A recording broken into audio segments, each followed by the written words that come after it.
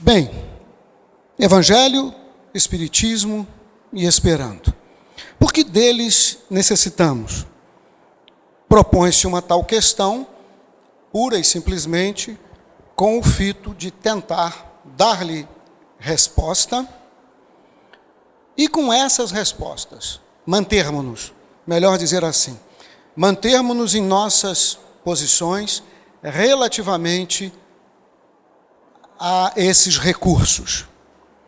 O Evangelho de Jesus, ciência do infinito, como tão bem a ele se referiu o jornalista espírita Luciano dos Anjos, dizendo: o Evangelho de Jesus é a ciência do infinito. Nada se lhe comparou, compara ou comparará. O Espiritismo, que põe o homem diante de si mesmo, esclarecendo-lhe o que é, que passos deve adotar para dirigir-se a portos mais seguros no que respeita aos seus desejos de felicidade, de paz, de progresso. O Esperanto, um recurso de comunicação, um idioma simples tecnicamente, que tem socorrido os homens exatamente nesse quesito, possibilitar sua comunicação. E é eficiente nesse aspecto. Basta que nós resgatemos um linguista francês chamado Antoine Meillet, que se referiu ao Esperanto afirmando: toda discussão teórica é vã. O Esperanto funciona. O Esperanto cumpre os seus objetivos. A sentença em Esperanto é: tia teoria diskutado estas vana, Esperanto funkcias. Vamos procurar então caminhar. Apolônio, o famoso Tianeu, conhecido como Apolônio de Tiana, porque nasceu em Tiana. Tiana é da região da Capadócia, assim chamada hoje. Viveu no século I, visitou a Índia e declarou, depois de sua viagem pela Índia: vi homens morando na terra e ainda assim sem estar nela, defendidos de todos os lados e mesmo assim sem defesa alguma, e possuindo nada exceto o que todos possuem. E com essa sentença já se estabelece uma razão das nossas necessidades em relação ao Evangelho, em relação ao Espiritismo. Ou seja, Apolônio de Tiana, o profundo filósofo que era, o espírito de porte moral elevadíssimo que era, registrou que os sábios que encontrou na Índia viviam na terra, mas não eram dela, ou seja, referiu-se à sua elevação moral. Não corriam riscos, embora ninguém lhes oferecesse defesa alguma. E nada possuíam em termos materiais, a não ser o que todo ser humano possui. Uma possibilidade de alimentação, etc. Ora, o atingimento de condições que tais, naturalmente, exige que nossos passos sejam norteados por um código maior. Não é na defesa dos interesses humanos, legítimos interesses, partes de nossas vidas, mas não é na simples defesa dos interesses humanos que os homens vamos alcançar condições como essas: estar na terra sem estar, considerarmos-nos seguros sem termos defesas físicas e nada possuirmos sem sermos infelizes por isso. Aí está uma primeira e excelente razão para que nós nos detectemos necessitados dos recursos maiores enviados por Jesus à terra para nós. O seu Evangelho, deixado por ele mesmo, o Espiritismo, o Consolador prometido quase 2000 anos depois, e em seguida, um recurso de comunicação capaz de aproximar os homens. Ainda recorrendo a Apolônio de Tiana, lembramos que ele declarou: Pitágoras disse que a mais divina arte é a de curar. E, se a arte de curar é a mais divina, deve ocupar-se com a alma tanto quanto com o corpo, pois nenhuma criatura pode ser saudável enquanto sua natureza superior estiver enferma. Uma referência perfeita às nossas necessidades relativas ao aprimoramento do espírito. Ninguém será saudável enquanto sua parte maior estiver enferma. Essa é a referência de Apolônio de Tiana. E, portanto, mais uma declaração irresistível, coloquemos assim, de que necessitamos do Evangelho, do Espiritismo. E o Esperanto é recurso que cabe dentro deles, sendo, portanto, também necessário. Os homens temos vivido, temos nos comunicado sem o Esperanto, mas experimentando dificuldades e prejuízos que poderiam ser evitados, usássemos em nossas atividades normais o Esperanto, a língua internacional. Vamos agora apelar para Teilhard de Chardin, o sacerdote. Não somos seres humanos passando por experiência espiritual, mas seres espirituais passando por experiência humana. Interessante referência. Ora, se somos seres espirituais, precisamos cuidar do espírito. E do espírito se cuida tomando o Evangelho como norte maior. Tomando o Espiritismo como uma codificação capaz de nos orientar no rumo àquele norte maior. Chico, o Cândido Xavier, disse: Coro estas mia templo, vero estas mia culto, amo estas mia legio. O coração é o meu templo, a verdade o meu culto e o amor a minha lei. Bem, meus amigos, cabe então, neste momento, ressaltar, trazer para a memória. Nem é preciso, não sai da memória de ninguém quem foi e o que fez Francisco Cândido Xavier. Realizações daquele porte, a entrega absoluta da vida ao interesse de seus irmãos, a humildade, a obediência,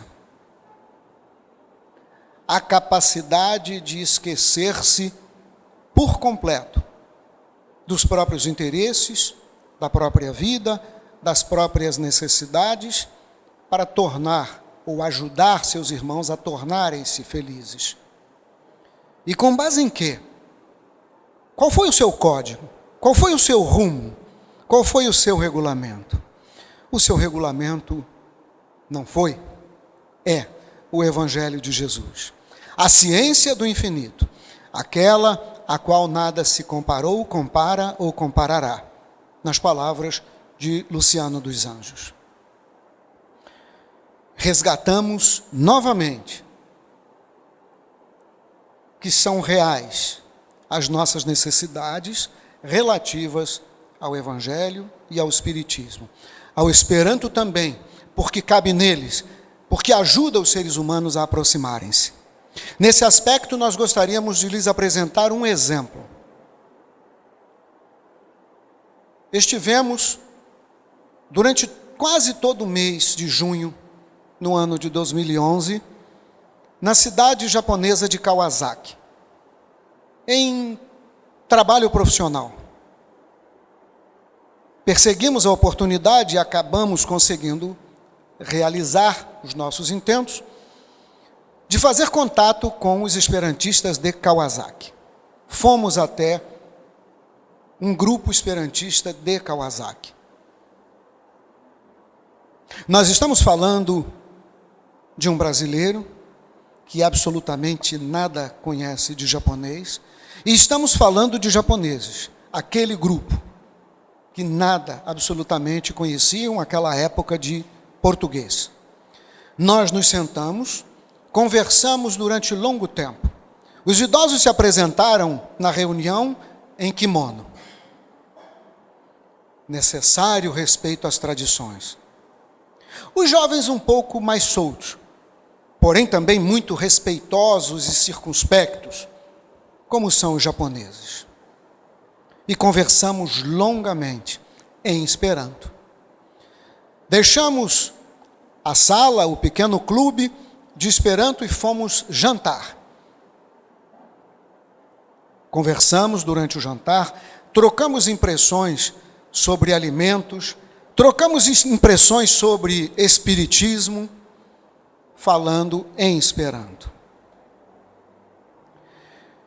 Bem, se nós não esperarmos o toque da sensibilidade e nos prendermos só à questão técnica, já teremos o problema resolvido. O Esperanto é absolutamente necessário.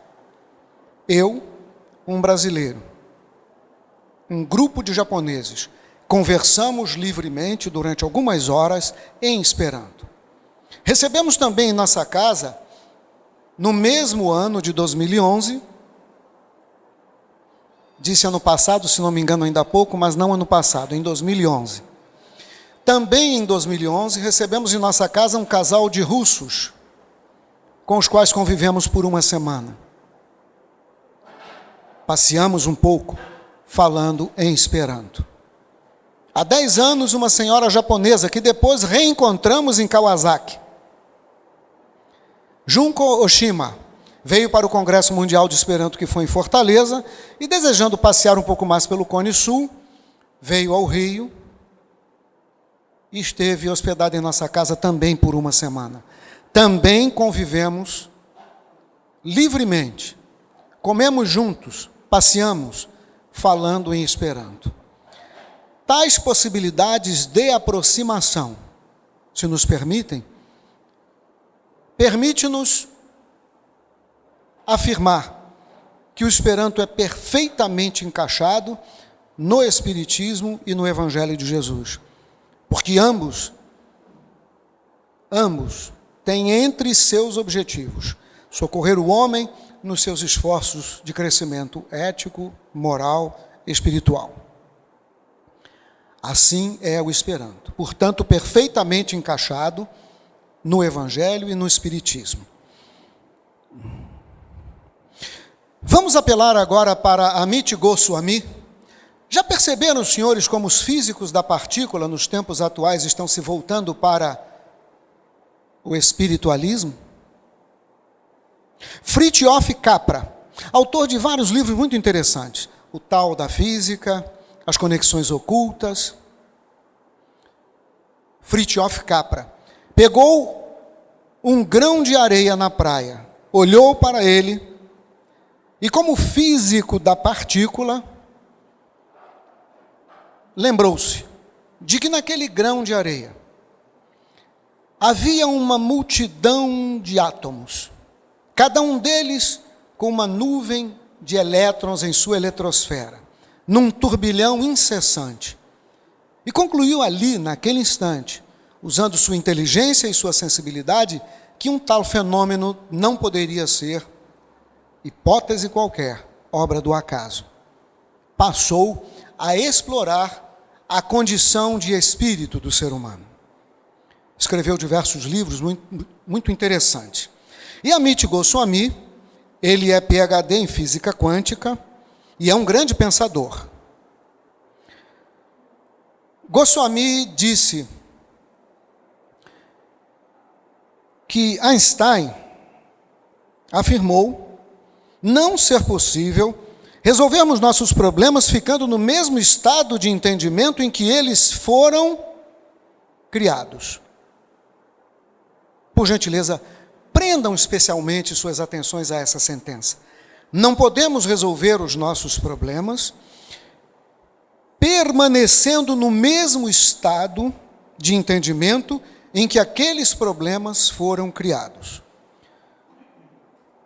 Por isso, necessitamos de uma mudança de paradigma, de uma mudança de visão do mundo. Nas querelas humanas, por exemplo, nos resultados das ofensas, das agressões, das expoliações, das humilhações, o que conseguirá realizar o homem se permanecer raciocinando com a lógica da dívida? Deve-me, terá de pagar. Devo, terei de pagar. O que conseguiremos realizar?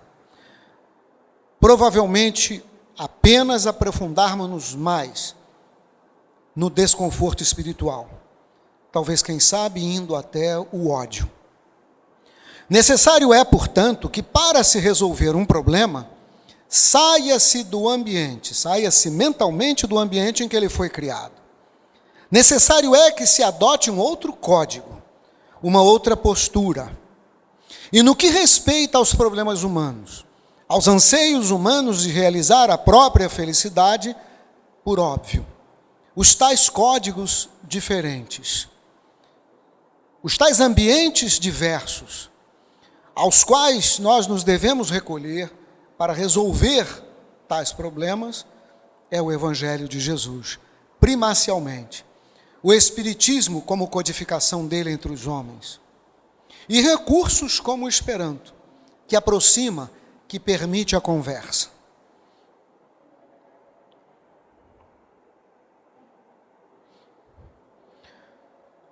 Na introdução do Evangelho segundo o Espiritismo, podemos ler: o ensino moral evangélico tem se mantido inatacável ao longo do tempo. Verdade? Verdade absoluta. Podem sentar-se, não com um estranho, porque pode parecer invasão de privacidade, mas podem sentar-se com um árabe, por exemplo, com um judeu, com um japonês, um chinês ou um russo, e falem sobre o Evangelho de Jesus, com o intuito de análise. Analisem junto deles a lógica do Evangelho de Jesus, da ciência do infinito. Poderão ouvir, e provavelmente ouvirão após a conversa: permanecerei onde estou, com o meu credo, mas nada consigo dizer contra os conceitos que você acabou de anunciar. Porque o Evangelho de Jesus é a ciência do infinito. A natureza humana não consegue rechaçá-lo. Pode não querer adotá-lo, por questões de preconceito de toda a ordem, do religioso ao racial, mas refutar os conceitos nele contidos, absolutamente não. O Evangelho de Jesus é retrato da natureza humana. E esse sendo um dos motivos pelos quais ele nos foi ensinado. Ele é um apelo à nossa própria natureza. Não há entre nós qualquer que não deseje a paz engendrada pelo amor. Embora em muitas situações, muitas circunstâncias de nossas vidas, nós não sejamos capazes de realizar tal proeza. Assim é. O Evangelho de Jesus é inatacável. Diante desse código divino, a própria incredulidade se curva. Cabe na observação que fizemos há pouco, alguém ligado a outro credo religioso e que vai necessariamente reconhecer: os conceitos que você anunciou são nobres e perfeitos. Fico onde estou. É escolha minha. As razões são as mais diversas. Entretanto, não posso discursar contra os conceitos que você enunciou. É terreno onde todos os cultos e crenças podem reunir-se. Analise, quem tiver tempo, toda e qualquer religião no mundo, e encontrará no corpo doutrinário de todas elas as verdades que estão no Evangelho. Poderão estar marcadas por prejuízos inerentes à condição humana. Entretanto, todas as crenças estão reunidas em torno daqueles conceitos. Para os homens, constitui aquele código uma regra de proceder que abrange todas as circunstâncias da vida, pública ou privada. É, acima de tudo, roteiro infalível para a felicidade vindoura.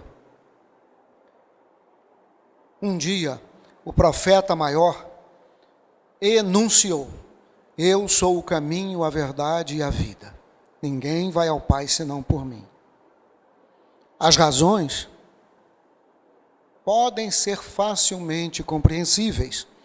E a mais básica, a mais central, a mais rudimentar, a mais nuclear, a mais essencial não é no ambiente dos problemas que criamos que encontraremos solução para eles. É num ambiente diferente. E esse melhor ambiente é o que nos foi deixado pelo profeta maior. É o Evangelho de Jesus. A respeito de não se poder atacar o Evangelho de Jesus em seus conceitos, nós gostaríamos de lembrar a visita de um esperantista russo, Vitaly Podobedov. Nós estávamos em serviço profissional em Campinas. Fomos recebidos, ele, eu e o senhor James Rezende Piton, pelo professor José Lunazzi, um físico argentino que é professor da Unicamp. Pretendeu o professor Lunazzi, esperantista também, e que mantinha, naquela época, um curso na internet. Ele organizava um curso pela internet, um curso de Esperanto. Pretendeu o professor Lunazzi mostrar-nos os resultados de suas pesquisas no campo da holografia. Fomos até o seu laboratório num domingo à noite e vimos o resultado de seu trabalho. Quando a eletrônica digital permitir uma realização maior, nós vamos ter a novela, o filme, desenvolvido aqui, nesse espaço tridimensional à nossa frente. Porque nós vimos, e isso tem 20 anos, o professor José Lunazzi colocar uma imagem no ar diante de nós. A codificação, as transduções necessárias entre informação e sinais eletrônicos ainda leva tempo, mas é uma ideia fabulosa. Retornemos. Conhecemos naquela oportunidade o senhor Vitaly Podobedov, um cidadão russo, nascido em Murmansk, dentro do Círculo Polar Ártico, ateu, e que permaneceu em nossa casa por uma semana. Desenvolvíamos o culto espírita do lar. Num determinado dia dessa semana, meus filhos, minha esposa e eu, sentados no chão, num dos quartos da casa. O senhor Vitaly passou pela porta do quarto e nós passamos a fazer os esclarecimentos em Esperanto. E ele se manteve parado e ouvindo. Ao final de nossa reunião, declarou-nos: que belos conceitos. Russo e ateu. Os conceitos eram conceitos do Evangelho de Jesus. Ele é, portanto, inatacável. Não há quem se lhe possa opor, embora o direito inalienável que cada um detém de permanecer onde está. E o Espiritismo para Joana de Ângeles? Nunca conseguimos fazer uma exposição espírita sem colher informações em Joana de Ângeles. A princesa crística, Joana de Cusa, Clara de Assis, Soror Inês de la Cruz, Joana Angélica. Vem o Espiritismo. A hora predita, apresentar a verdade revelada nas dimensões do amor, da caridade e do estudo, através do trabalho digno, da solidariedade fraterna e da tolerância cristã. Os homens temos posto em torno de nós, ao longo de nossa história na Terra, prejuízos que dificultam o atingimento de nossos próprios interesses. Entre tais prejuízos está o fanatismo religioso. E por óbvio convém que todos nos procuremos afastar de tal condição. Mas ele existe. É direito de cada um, repitamos, permanecer onde está, fazer suas próprias escolhas. Entretanto, tomando conhecimento de citações como essa de Joana, não há como não reconhecer. Todos, ainda que com mero interesse prático, ainda que algo afastados do amor, todos sem exceção, lucraríamos, estivéssemos onde estivéssemos no credo em que estivéssemos, na conjuntura política em que estivéssemos, todos, sem exceção, lucraríamos se fizéssemos contato com o Espiritismo, porque nos põe diante de nós mesmos, porque revela a nós como espelho mágico o que somos, e portanto capazes de reconhecer que necessidades temos, no que respeita à condução de nossas próprias vidas, até o atingimento da felicidade desejada.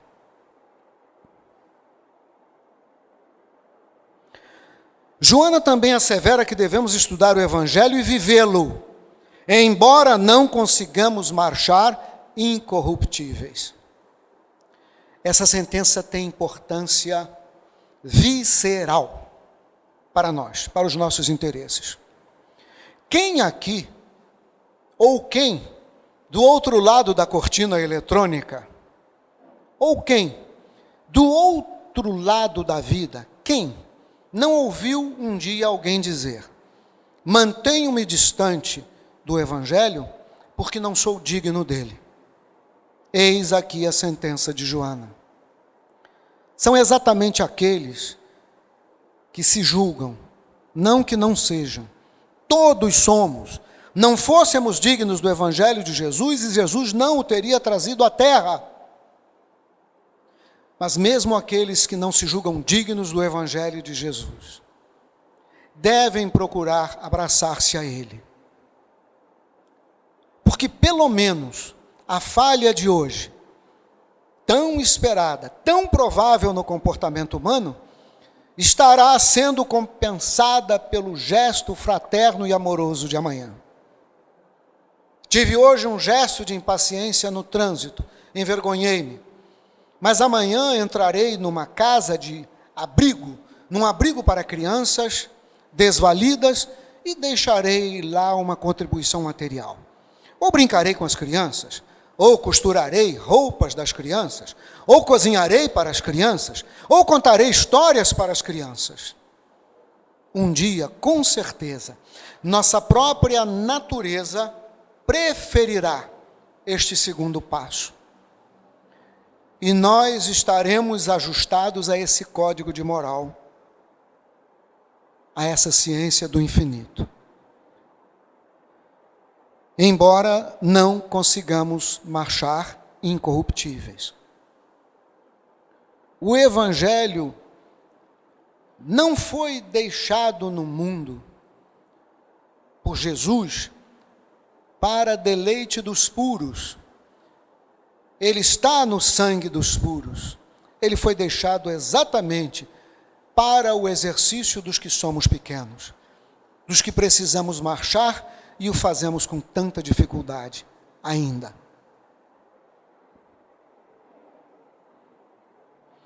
Emanuel, o evangelizador excelente, hoje entre nós, não é verdade? Afirma Divaldo Pereira Franco, está reencarnado no interior de São Paulo, terá hoje seus 12, 13 anos de idade. Teria reencarnado no ano 2001. Está entre nós, o evangelizador excelente. Um momento para nós relaxarmos. O que faria cada um de nós aqui, qualquer um de nós aqui, de pé diante daquele menino? Tentemos imaginar por um momento. Diante de um menino de 12, 13 anos de idade,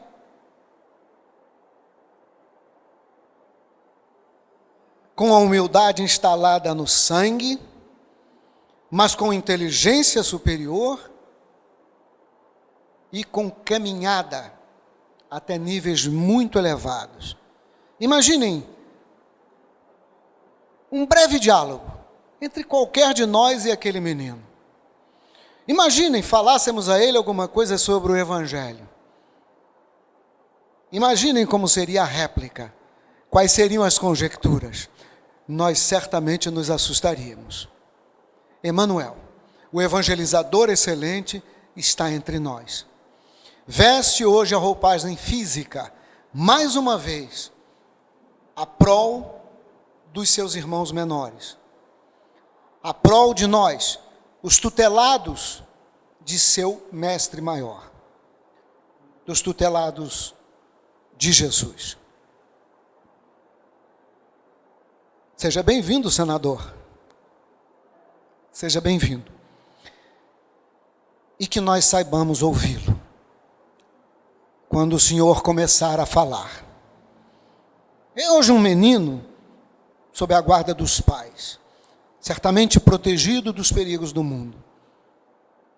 Mas quando se sentir algo independente, não haverá quem o segure. Lançar-se ao mundo para o serviço do bem. Desejamos a ele, então, a melhor boa sorte do mundo.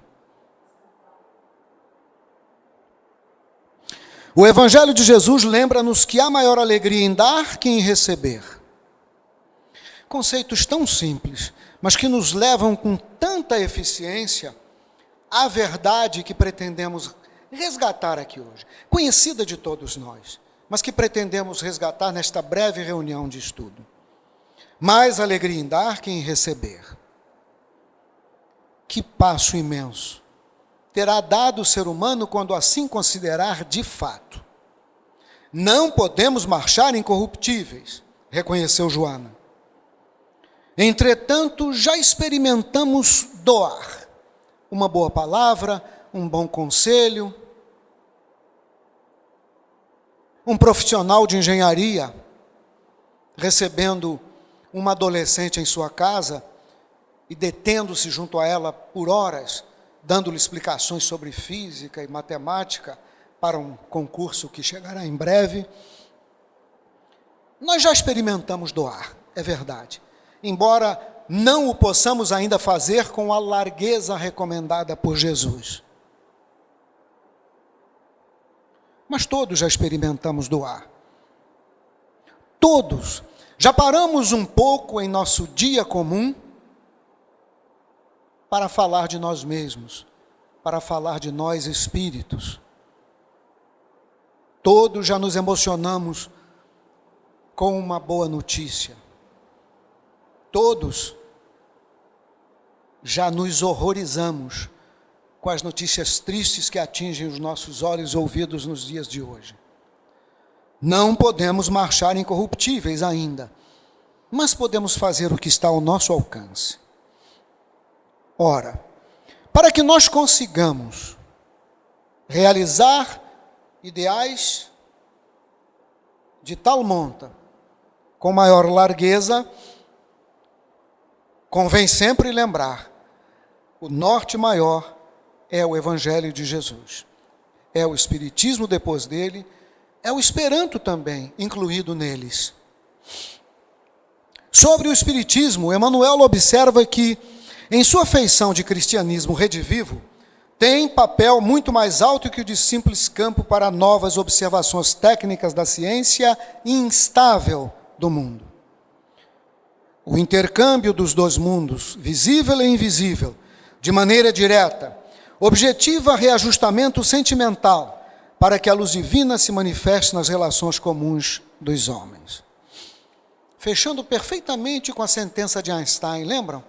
Não podemos resolver nossos problemas permanecendo no ambiente em que eles foram criados.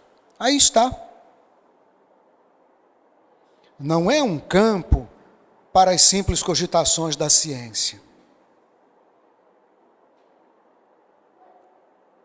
Os problemas maiores, os maiores problemas humanos, os problemas do espírito imortal, Seus anseios relativamente à felicidade, à paz, à ética perfeita, dependem de código maior. Para nós, os terráqueos, o código maior é o Evangelho de Jesus. Nas questões 148 e 798 do Livro dos Espíritos, está registrado que o Espiritismo é o mais potente auxiliar das religiões. Se ele aí está, é porque Deus o permite, para que sejamos reconduzidos à senda do bem pela perspectiva do futuro.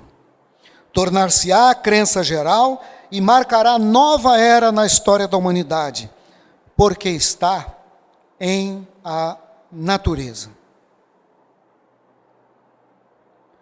Que fato curioso. Os espíritos vivendo na Terra, em muitos tempos, em muitos lugares, agarrados a outras religiões, atacamos o Espiritismo. Ainda acontece, embora hoje muito pouco. Entretanto, o Espiritismo é o mais potente auxiliar das religiões. Qualquer religião, não falemos dos religiosos, falemos da religião. Qualquer religião que se desejasse posicionar de maneira mais humilde, entenderia o quê? Que um campo de conhecimento que esclarece o espírito que somos, só poderia ser visto como um poderosíssimo auxiliar, e não como inimigo. Kardec também o disse. Kardec disse em certa época que qualquer criatura poderia ser um católico espírita, um protestante espírita. Não precisaria deixar o seu código religioso. Afinal de contas, ele está ligado às questões de família, às tradições, etc, etc. Porém, cada um poderia, e arriscamos, deveria, beneficiar-se de um campo de conhecimento que esclarece para nós o que nós mesmos somos. O Espiritismo. Assim é. Vejam isso. Sabem de um segmento religioso da Terra que pratica exatamente o que está nessa citação de Kardec? Vocês sabem que há um credo religioso terrestre, onde os religiosos permanecem naquela religião e são espíritas? Não tenho estatísticas com relação a números, mas posso afirmá-lo. Pois, judeus, conheci diversos ao longo de minha vida que eram judeus espíritas. Conheci. Permaneciam em seu credo, dada a necessidade de respeito às suas origens e tradições, o que já é um ato de caridade, mas aproximaram-se do Evangelho de Jesus, para conhecer uma estrada mais aberta, mais iluminada, conduzindo aos rumos maiores anelados. E para nós fecharmos com alguma ênfase sobre o Esperanto, convém falar do romaranismo. Romaranismo foi um brevíssimo código desenvolvido por Lázaro Luiz Zamenhof, o iniciador do Esperanto. Ele pretendeu, com aquele código, reforçar as ideias fraternas, os ideais fraternos do Esperanto. E escreveu a respeito. Romaranismo. Romaranismo é uma palavra esperanta que tem como significado a doutrina da grande família humana. Romaranismo. Está aí na nossa primeira linha a palavra.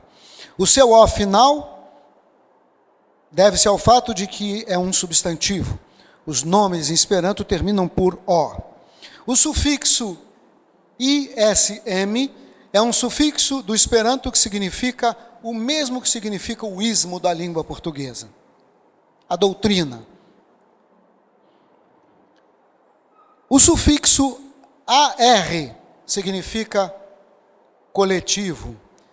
E o radical HOM é da palavra homo, que significa ser humano. Então, romaranismo é a doutrina da grande família humana. E o criador do Esperanto escreveu, o registro feito aqui é muito sucinto.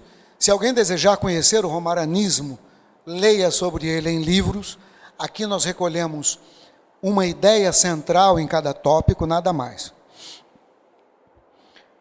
No número 1, por exemplo, valham para nós, os homens, os ideais humanos, não os prejuízos de raça. Ou seja, quando eu estiver diante de alguém que pertence a uma outra raça, que voltou às formas numa outra raça, que eu considere ser aquele um espírito cujos anseios são exata e absolutamente os meus. Que eu não o considere diverso de mim no que respeita a direitos ou a quaisquer outras coisas, pelo fato de ter pele diferente da minha. Os homens valhamos pelo talento pessoal e conduta, não pela origem. Exaltemos um homem, sim, é uma tendência humana fazê-lo, mas que isso seja feito se aquele indivíduo demonstrou valores e capacidade de produzir no bem.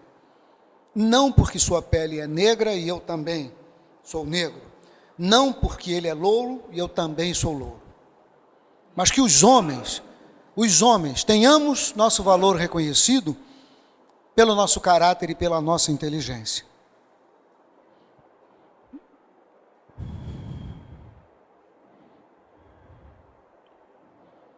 Lá no item 9, está escrito: seja nossa língua a que melhor conhecemos. Interessante essa citação. Minha língua é a que melhor conheço. Sim, a língua que eu melhor conheço é a língua portuguesa. Não porque tenha atingido grandes méritos nela, mas porque nasci e a utilizo há 62 anos. Mas é a língua que eu melhor conheço. Ela é minha língua, ela é o meu idioma. Entretanto, outras possibilidades há. E entre aquelas possibilidades está exatamente o Esperanto, uma língua internacional. Uma língua que permite aos homens aproximarem-se sem prejuízos, sobretudo sem os prejuízos de raça. Aproximem-se de um japonês desconhecido num aeroporto, ou de um grupo deles, principalmente se estiverem em grupo. Provavelmente eles, por temores que têm, gerados por diversos fatos históricos que experienciaram, vão procurar posicionar-se de maneira arredia. Simplificadamente, não darão conversa a qualquer estranho. Entretanto, fomos conduzidos por um japonês, recebido por um grupo de japoneses em Kawasaki, no Japão, e entretido, com carinho, com zelo, com atenção, pura e simplesmente porque nós nos pudemos comunicar. Nós podemos conversar. Uma vez que o ser humano passa a conversar com o outro, ele vai saber que o outro, como ele, protege filhos. O outro, como ele, deseja obter um emprego melhor. O outro, como ele, entristece-se, alegra-se. Como ele, vai a um culto religioso, ora, discursa, ensina, aprende, trabalha. Um detecta no outro, então, o óbvio. São dois seres humanos, nada mais. E isso, sem sombra de dúvida, os aproxima. Para o término de nossa exposição, nós gostaríamos de mencionar, ler-lhes uma frase atribuída a Loyola. Não temos certeza, mas ela é atribuída a Loyola. Ni pregio, kiel se tio dependo si è Dio, sed laborante, kiel se tio dependo si è nimem. Trabalhemos, oremos como se tudo dependesse de Deus, mas trabalhando como se tudo dependesse de nós mesmos. Muita paz.